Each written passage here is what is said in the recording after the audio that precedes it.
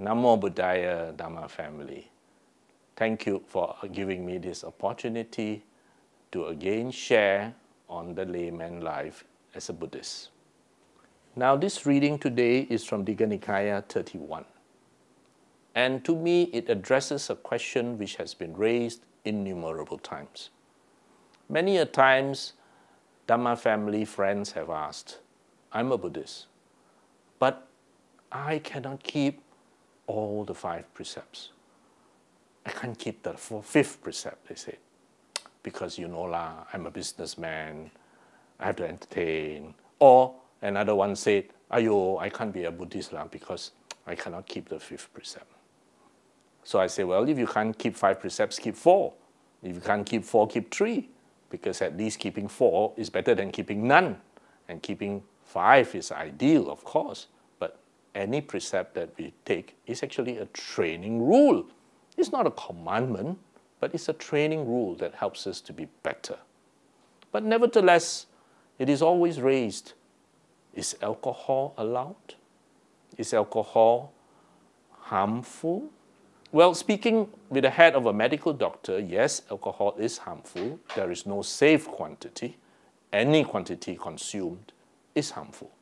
And I do not think there is much debate about that. Secondly, what about the Buddha's teachings? There have been people who raised, was this thing about alcohol added later?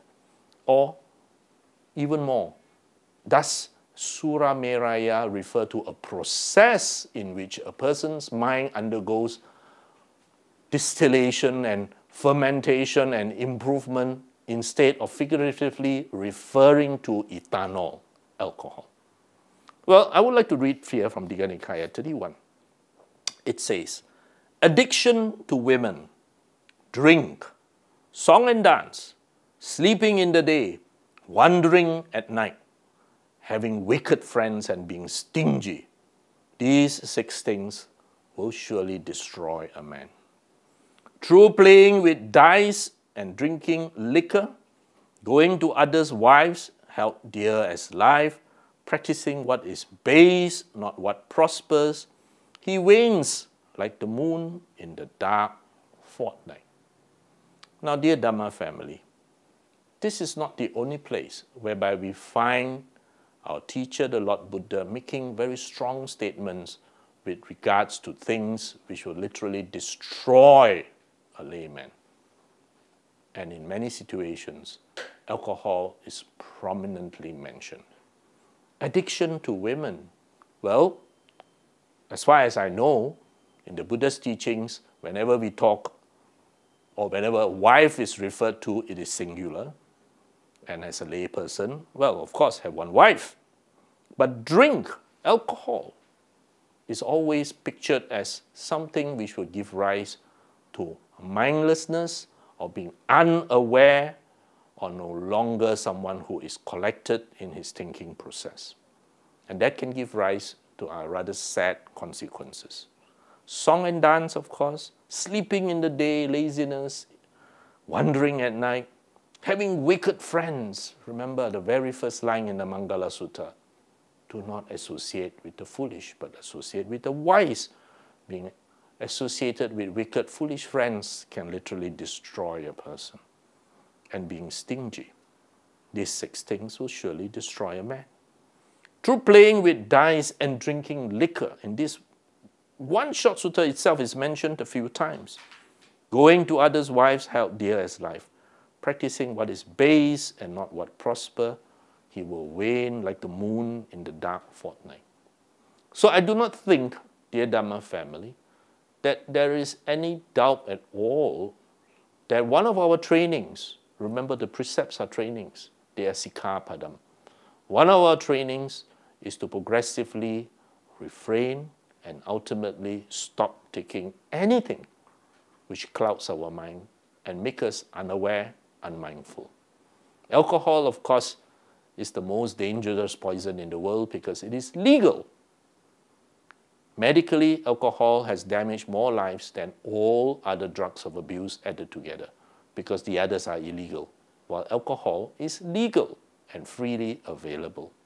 So I think that the 5th precept, to my mind, no doubt refers beyond a fermentation process, beyond a distillation process, but to abstaining from the consumption of alcohol, because alcohol will give rise to a state of mind which is not very aware or mindful or collected.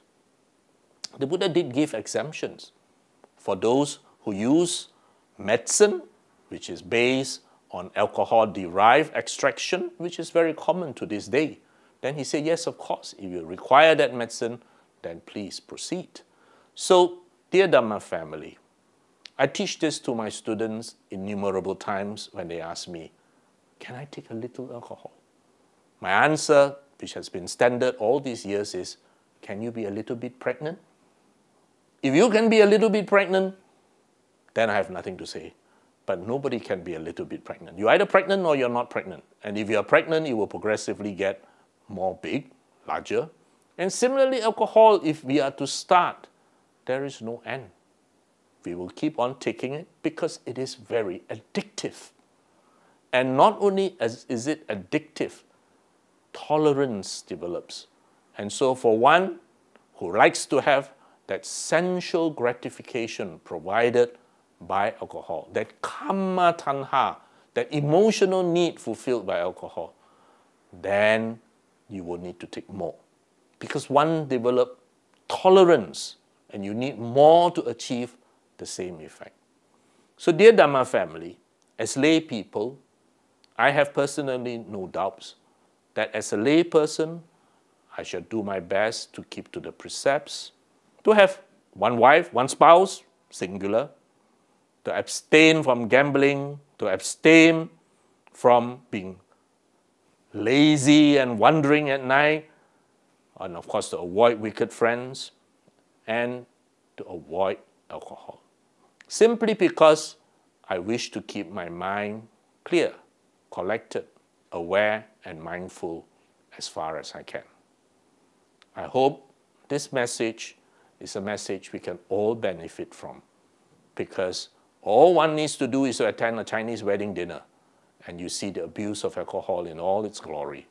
And sometimes people really lose their collectiveness and mindfulness at a wedding dinner, doing things that they wouldn't want to do if they are in any means aware of what they are doing.